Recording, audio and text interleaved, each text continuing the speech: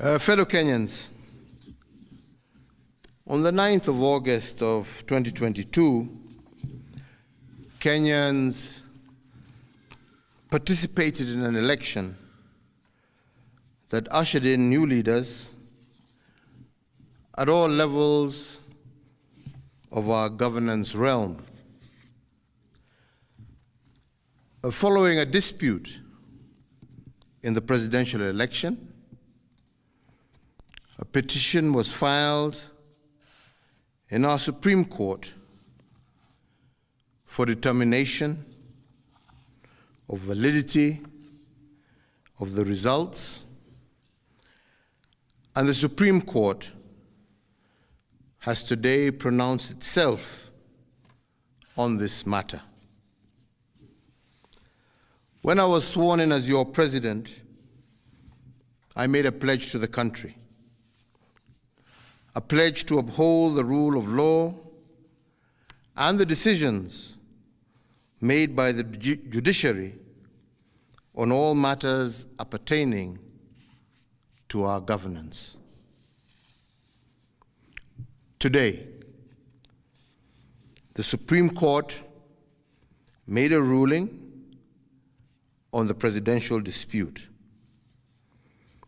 upholding the results announced by the Independent Electoral and Boundaries Commission on the 15th of August, 2022. And in keeping to the pledge that I made to uphold the rule of law when I took the oath of office, I commit to executing the orders of this court to the letter.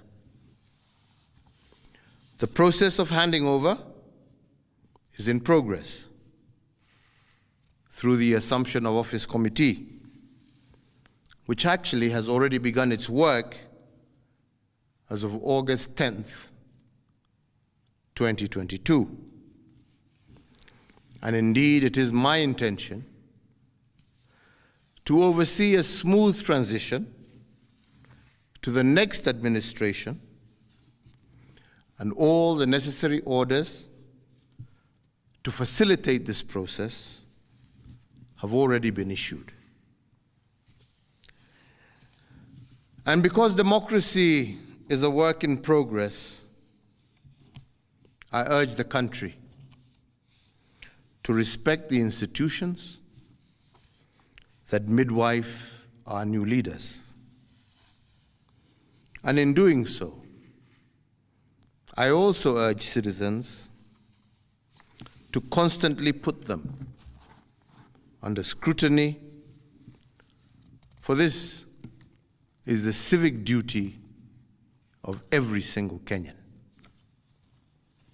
In particular, this civic duty requires every citizen to constantly put the truth presented by our constitutional institutions to test.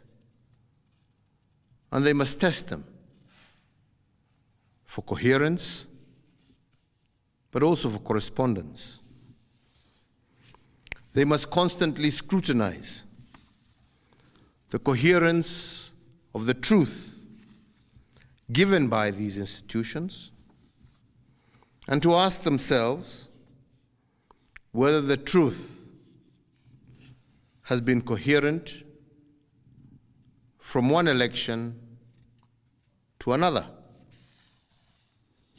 Has there been a consistent pattern that is acceptable to our democratic ethos?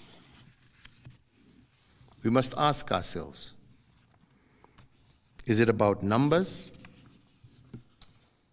or is it about process? Which of these two is it? And can our institutions rule one way in one election and another way in another election without scrutiny? I do invite you, Kenyans, keep vigil, and indeed to hold all institutions to account. The second thing we must place under scrutiny is whether the truth given by institutions has correspondence. That is, do the truths given by our institutions correspond with what is observable by the citizen? True beliefs and true judgments must correspond to the actual state of affairs.